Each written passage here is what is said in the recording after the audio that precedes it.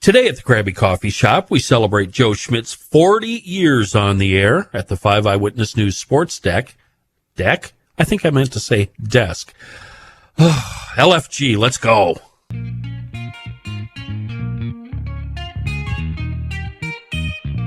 We're not doing two takes for anything. So, Amy Daniels out this week. She says she's in Canada. That seems like a lie, but I'm going to believe her anyway. Thankfully, Joe Schmit, formerly of 5 Eyewitness News, is here. Last Wednesday, Joe, your last day on the air, and I believe today is the first day of the rest of your life. Hi, Joe. Hi, Kenny. How are you? I'm doing great. Has it been a blur the last couple of weeks? I bet it has. Yeah, it really has. Yesterday, my wife threw a little going away bash for me, and a bunch of friends and old colleagues from Channel 5. A lot of old names you would recognize came, and it was really nice. And then today, I realized, I had a beer and a half at my party, but I was hungover. But it was an emotional hangover. It was like all of a sudden now it's all over. But yeah. I got to the point where I was getting so much praise. I was sick of Joe Schmit. I have to ask, first and foremost, we ask the same question. The first question we ask all of our guests at the Crabby. How old were you the first time you got arrested? The first time I got arrested? Does that count speeding tickets? Nope. This counts the Crowbar Hotel. Sitting in the back of a cop car doesn't count. Speeding tickets don't count. And then I have not yet had the great fortune of being handcuffed and stuffed yet. That's great. So far, only one guest has been arrested, and it's Kendall Marks, who now works upstairs in radio. And unfortunately, her dad was the judge. Ooh, yeah. Not good. Dad and judge. That means harsh punishment. Yeah. So I want to go all the way back, way back. Where did you grow up, and when did you figure out that this is what you wanted to do for the rest of your life? That's a really good question. I grew up. Where I grew up is not a good question, but how it happened. I grew up in Seymour, Wisconsin, which is about 13 miles from Green Bay. Okay. My dad ran the American Legion Club, so I grew up in a bar, which explains a lot of my habits later in my life. So yes, yeah. And I was an athlete. I played 3 sports a year in a small town high school. From my sophomore year on, I was varsity every sport. It wasn't because I was a great athlete. It was simply a numbers game. And at the right point when I realized that I was never going to be a professional athlete and college recruiters were not knocking down my door, somebody said to me, Schmit, with your big mouth and your love of sports, you ought to be a sportscaster. And it put it in my head. And at that moment, I wanted to be the local guy on TV. As a matter of fact, I used to watch Channel 2 in Green Bay, and the sports director there was a guy by the name of John Campbell. And many years later, I would actually work with John in Cedar Rapids, Iowa, on my way up the ladder from the minors to the majors, so to speak. Did you do some college time? Did you skip? I went to school at the University of Highlands Lacrosse, the Harvard of the Midwest. Yeah, I know that college. We called University of Highlands back then because you could get a lot of cheap beer and a lot of free beer when you went on the Highlands tour. So, but it was the perfect market for me because 2 things. One, at the college, they let the kids have the hands on the equipment. I was doing play-by-play at college football games my freshman year, and I didn't know anything. If I had those tapes right now, I would have been boom goes the dynamite guy because I would have been laughed off of YouTube. I mean, I sit there and I think about it, Kenny, and I was like, if anybody had those tapes, my career would have been over before it started. And then there was a small market TV station. So I interned at a TV station between my junior and senior year, and I kind of never left that station. And that's where I got my first job.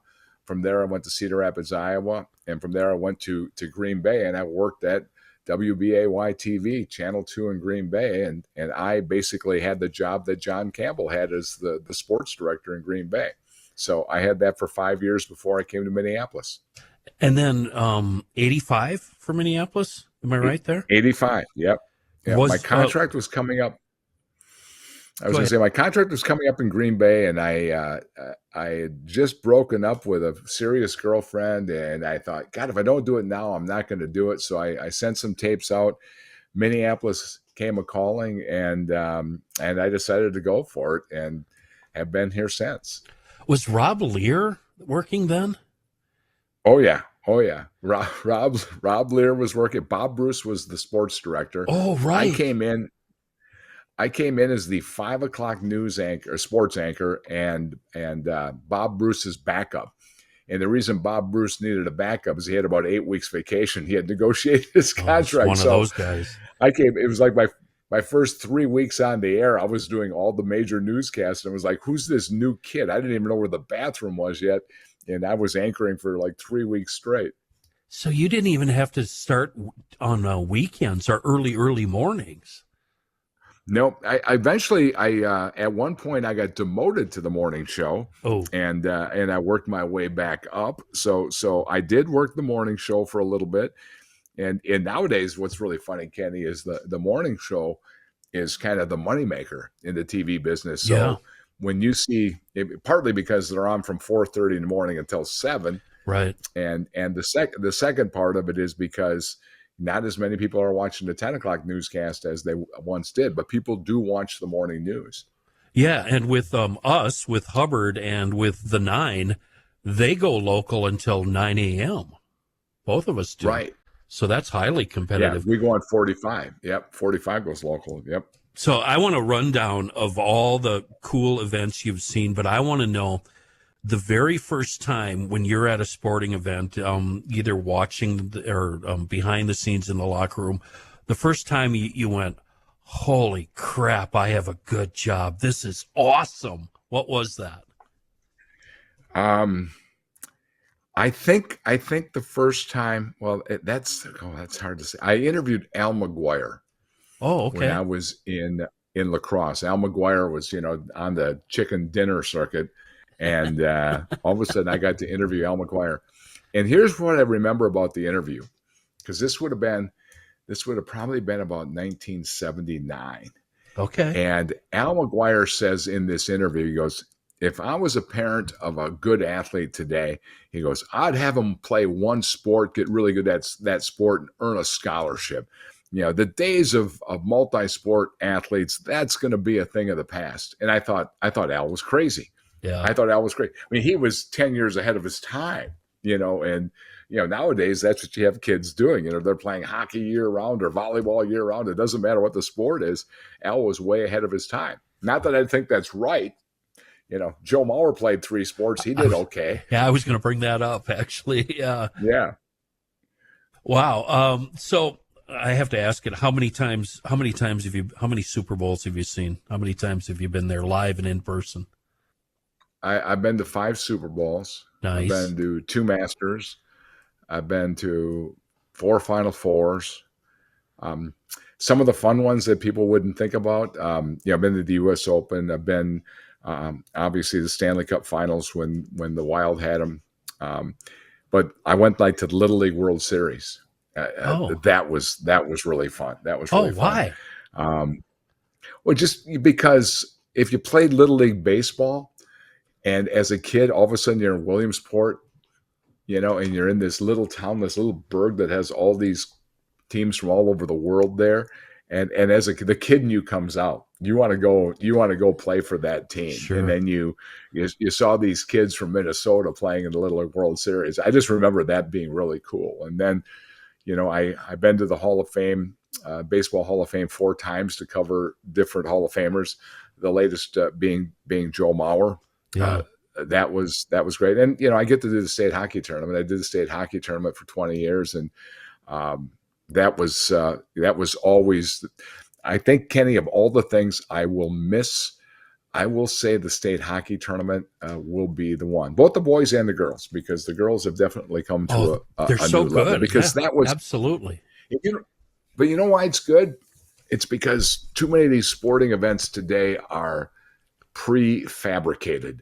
They tell you when to cheer. They hit you with music. It's an oversensory perception experience. Yeah, yeah. Going to a pro sporting event nowadays, and I liked it when it was just pure adulation and genuine and grassroots kind of cheering, and where they didn't have to tell the fans when to cheer.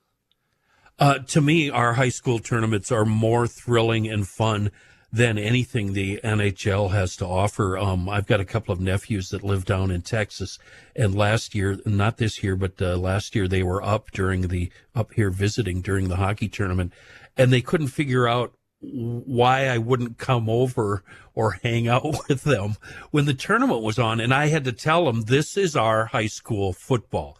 Texas has high school football, and that's their big thing. For us, nothing is bigger than high school hockey, and I just love it so much. And I agree with you, the women are just fantastic and fun to watch. Yeah.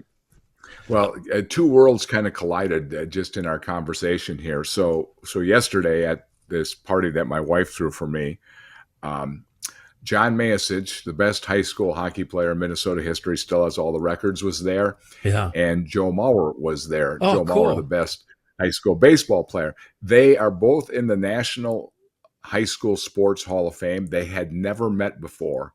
So we were able to introduce them, and it was really a cool conversation because here's John Mayasich, Mr. Hockey, and anybody knows anything about the history of hockey knows about John Mayasich.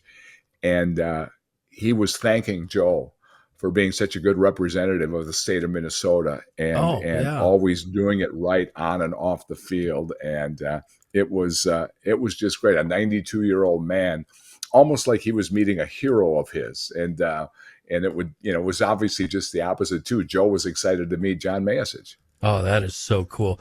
Just briefly, while we're on hockey, should the Hall of Fame stay in War Road, or should they move it down to St. Paul? Where are you at on that? Boy, you're gonna hit me up with a controversial one. I'm gonna go first. It should absolutely stay in War Road. Now it's your turn.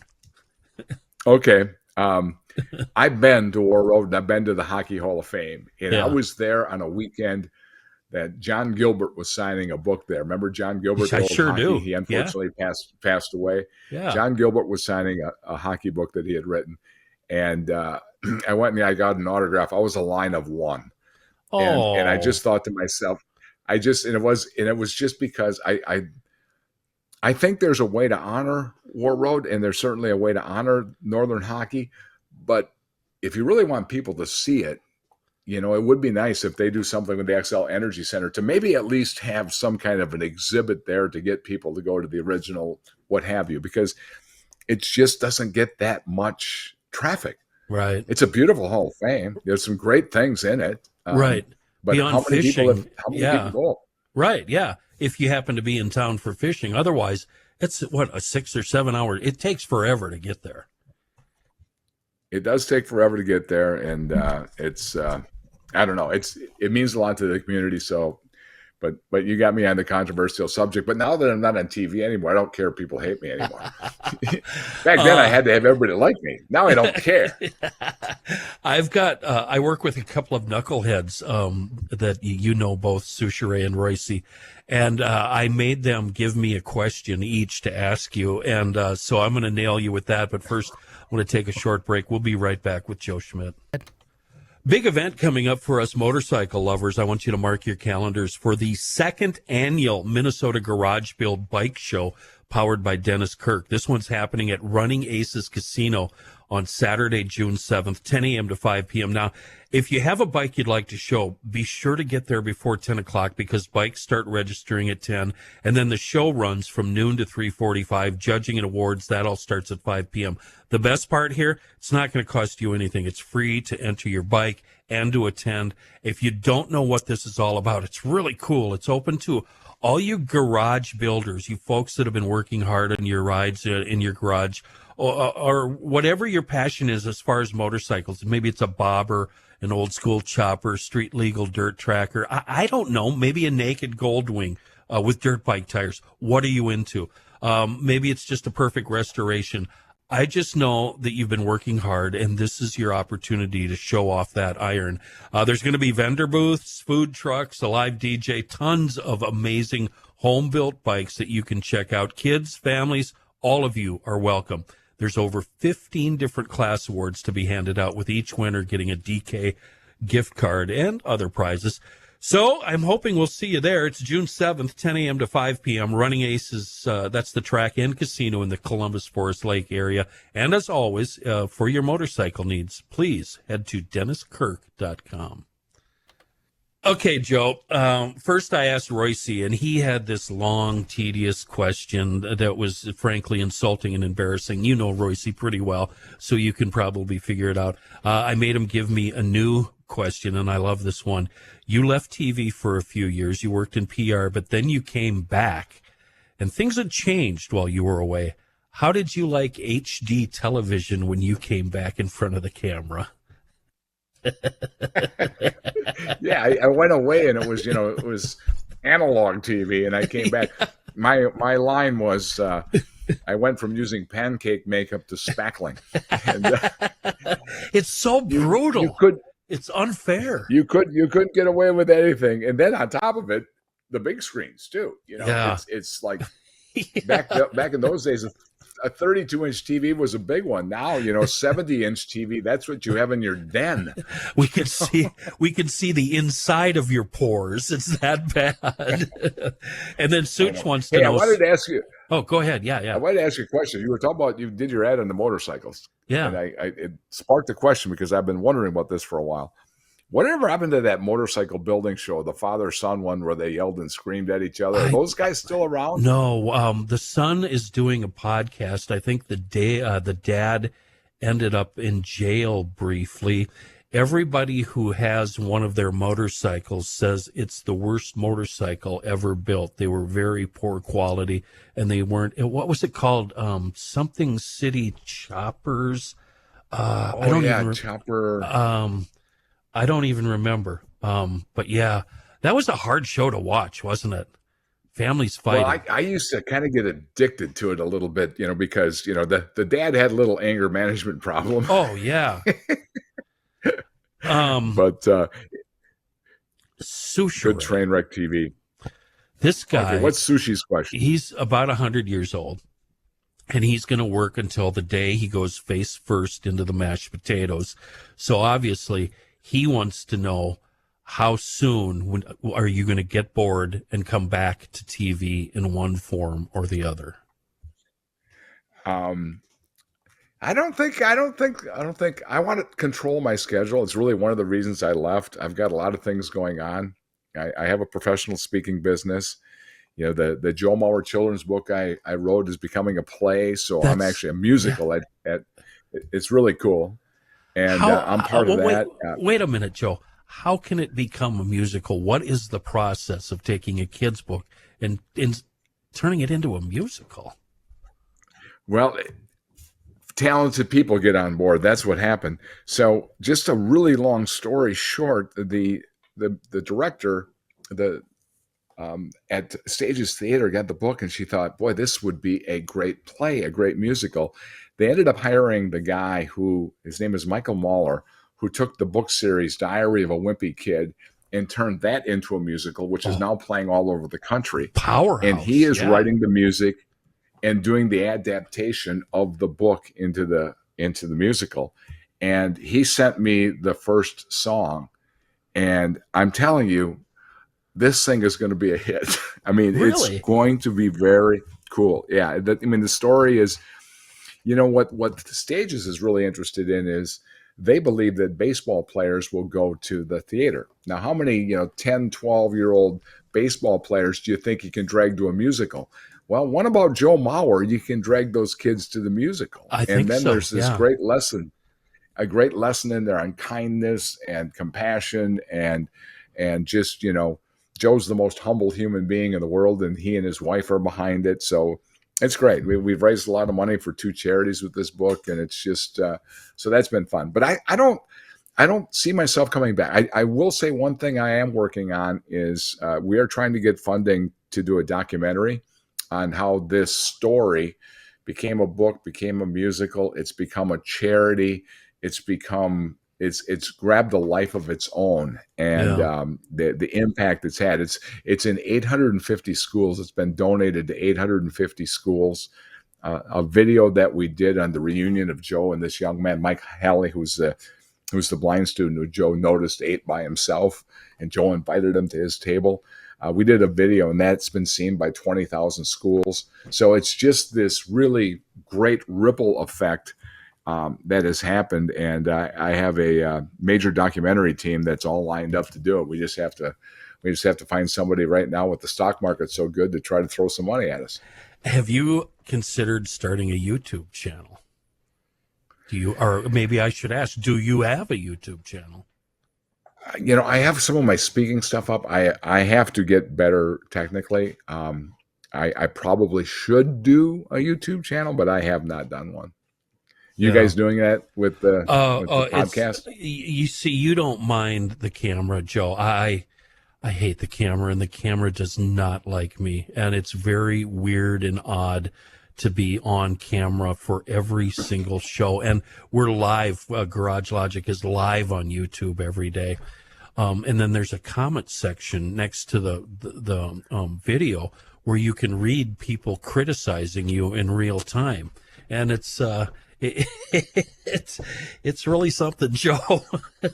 It's not like the old days where you'd have to be really, really mad, and then you'd have to pen a letter and then put it in an envelope and send it. It's not. These viewers and these listeners get instant satisfaction. Well, it's in this day and age of social media, that people are in attack mode. But what's really funny is human nature is such that you could get 20 great comments and one mean comment, and what's going to keep you up at night? Oh, yeah, one mean comment. Absolutely, without a doubt. Yeah. So one of the people I follow on now, I'm going to need you to act as Minnesota's therapist, because we've had a rough go for a long time. One of the people I follow on Twitter is Amy Hockert, and she is really, really, really into the Timberwolves. And I'm really worried about her, and I'm trying to schedule her as a guest just to, I don't know, kind of brace her for the inevitable. I want to know what you think about this year's team and the chances for them to go all the way. I would be very shocked if they went all the way. By the way, I'm a big fan of Amy Hockert. I love her Twitter feed, and she's so good. Just a sweetheart. Yeah, she's a sweetheart as a person. I wish Channel 5 would have grabbed onto her when she was a free agent. But anyway, here's why, Kenny. It's been my experience that teams that think they can go with the on-off switch, eventually reality sets in. This is a team that lost a lot of games to a lot of bad teams. This is a team that lost a lot of close games. Now, they played pretty well against the Lakers, and they made them look old. But if you really look at the Lakers, they had 2.5 players, while the Wolves have, they have 7 guys who could start in the league. Yeah. So that sets them up good. And the next series should be pretty good too, and unless Golden State shoots the lights out. But I don't see them getting to the NBA Finals. I'm a big hockey fan, and I got to tell you, it is so discouraging. And it seems like I already know in January how it's going to be. And even when they make it into the first round, it's just so depressing and discouraging. I just one day, Joe, want to touch the cup. That's all. I want that thing to go on tour all over Minneapolis and just touch it just once. Well, Kenny, from what I hear, the Wild in the playoffs are kind of like your love life, one and done. Yeah, absolutely.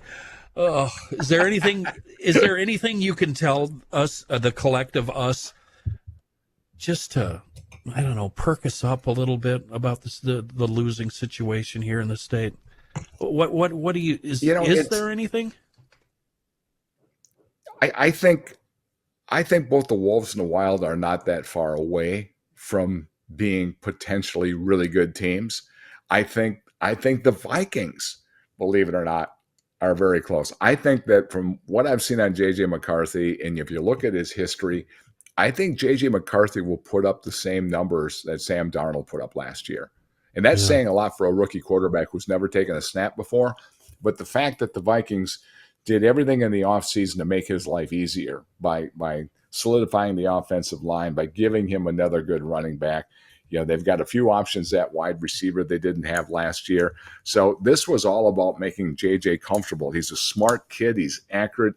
He moves pretty well. I mean, the only thing that worries me at all is they say he's 215 pounds. He's a small guy. I don't know if he's going to be able to take the beating for 17 games. I mean, we'll have to see. I hope he's smart enough to learn how to slide and to make sure he doesn't get clobbered, because that would be a bad sign. So when you look at the teams, the only team right now that is in trouble is the Twins, and they were the team that was supposed to make the playoffs for sure. Yeah. You have to say this about the NFL and the Vikings, since they're our team. Boy, they sure are good at marketing, aren't they? Nobody can stay in that. The Minnesota State Fair and the Minnesota Vikings, nobody can stay in the headlines better. Yeah. Well, it's believe it or not, the NFL is so strong that there are times when our researchers show the Minnesota Vikings are the number one team in Minnesota, and the number two team is the Green Bay Packers. Yeah. That's how strong the NFL is. Yeah. And they have the market, I think, because they don't play as many games. So every game means something. You're a 3-hour commitment. And in football, everybody can be an expert. Because if the play works, it was a great call. If the play doesn't work, what the heck was the coach thinking? So, and then you've got all the gambling elements on top of it. Yeah. From fantasy football to the pools to the straight out spreads. So it's the trifecta. You talked about HGTV changing. Kenny, think about this. When I came back, all of a sudden, gambling, all the pro sports are now wrapping their arms around gambling. But now we have pro teams in Vegas. That would have never happened before. That's so wild. I still can't believe these arenas they're building, like the Brooklyn Nets arena. They got a casino right in the arena where you can go do the bets right there. And when I can guarantee you, when the new ownership takes over for the Timberwolves, they're going to be crying for a new stadium, new arena real quick. There will be some kind of gambling aspect tied to that. It's just the way it is. What do you think of that? Do you think there's it's we're the only state around that doesn't have any kind of sports gambling now. When you look at a map, that's we're the one outlier there. I think that I think it's good for the teams. It's because people gamble, but I also think you'll hear more church secretaries who are going to jail for stealing from the pot. I mean, that's the reality of what happens. What about corruption? You know what? Very, very true. Yeah. I mean, you take a look back, there have been referees involved. I mean, just take a look at it now, the NIL. So you got the NIL in college sports. What if you're a college football player and your quarterback's getting $1 million a year and you're the star receiver and you're only getting $80,000 a year, but you're Justin Jefferson-like as a wide receiver? Yeah. You have two choices. You can either put your name in the transfer portal, or if somebody comes and talks to you and says, we can double that, or we can make you a little bit of money, help us out here. And I think those temptations will, because there's no safety net anymore for those players, and they're all young and they're all going to make mistakes. And, people make really stupid mistakes when it comes to money. One final question for you, Joe. Next fall, this coming fall, when you go to the Vikings Green Bay tilt, are you wearing maroon and gold or green and gold? Come on, you're off the air. You can tell us. I'm not wearing either. I'm not, I grew up in Green Bay, but I was certainly a Packer fan growing up. And, but when you cover a team, your allegiance just kind of changes, just from the standpoint is, you want your team to win, because then you're more relevant. The team is more relevant. It's more fun. You get more airtime. You get more travel. Yeah. If the Vikings go to the Super Bowl, I go to the Super Bowl. So I don't know what kind of fan I'm going to be because I was just a fan of a really good game. I do know that I will not be the kind of guy that paints my face any color or whatever. I'll be hopefully a sophisticated sports fan and enjoy the game. I think what's really is going to be interesting to see is because I don't know this yet, Kenny. How closely will I follow it? Yeah. Will I be listening to podcasts and Doogie and all kinds of stuff like that, or will I just kind of like eventually just like yesterday, for example, I found it for the first time. I had this party, and all of a sudden I saw somebody from the Twins. I said, "How'd the Twins do today?" Now, normally I would have known how the Twins were doing. I would have been checking on it 3 times. Yeah. So it can happen quickly. You brought up Doogie. I worked with him briefly in the mid-'90s at the Fan, and I can't get enough of Doogie on TV. He is so fun, and Doogie on TV is the Doogie I know in the hallway. He's so awesome and just so not TV material that he's perfect for TV. I love him. Well, let me tell you a story about Doogie. So Doogie was my mentee as a part of a mentorship program in high school. Oh, wow. And Doogie came in like 3 nights a week and would follow, and we'd have him log games, and we'd have him do some, kind of gopher stuff. Yeah. And anyway, about 3 weeks in, he was telling me what I was doing wrong with the sportscast. And I said, high school kid, I like this guy. Yeah. So then believe it or not, we had a special in Cleveland, and the Twins were in the playoffs. There was like 3 things happening at one time. We were down bodies. So I went to my news director and I said, I need some help in Cleveland. We were going to do a post-game show, and I didn't have anybody to run into the locker room to get players. I talked my news director and flying this high school kid out to Cleveland to be my gopher on the road. Awesome. So Doogie got his first professional road trip while he was like a senior in high school, working a Vikings locker room. God, he knows so much too. It's just, I mean, Doogie, could you just pause with all the info for 30 seconds? He's amazing. And he's really, really ambitious. And that's what I really love about the guy. Well, everybody needs a bulldog on their staff, and Doogie was my bulldog, and he was great. And he would, if there was a story going, Doogie would be on it. Yeah. And what's funny is he has 2 sons, and one of them in particular, Drew. Drew is like, he comes in our fantasy football draft, and he's telling us stats that none of us know before. He's looking into analytics already. The kid's like 11. Yeah. Doogie Jr. Joe, thank you very much. Truth be told, you joined us on very short notice, and I really appreciate the effort you made to get on the air with us. Your website, joeschmit.com. You do speaking engagements. That's really cool. And it sounds like you're going to be really, really busy here in your retirement. I'm gonna I want to have fun and stay as healthy as I can for as long as I can. And and by the way, Kenny, I appreciate what all you guys at Garage Logic did. You guys, I call my retirement reinvention, and you guys are a pretty good example of reinvention. When the show went away, you guys found a way to survive and now thrive.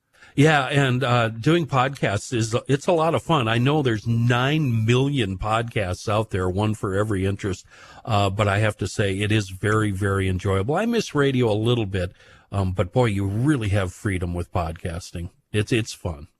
That is nice. That is nice. You can swear and everything. Well, we try not to, but, occasionally they slip out. Yeah. Joe Schmit, thank you very much. And everybody, thank you for listening to the Crabby Coffee Shop. We'll be back next week.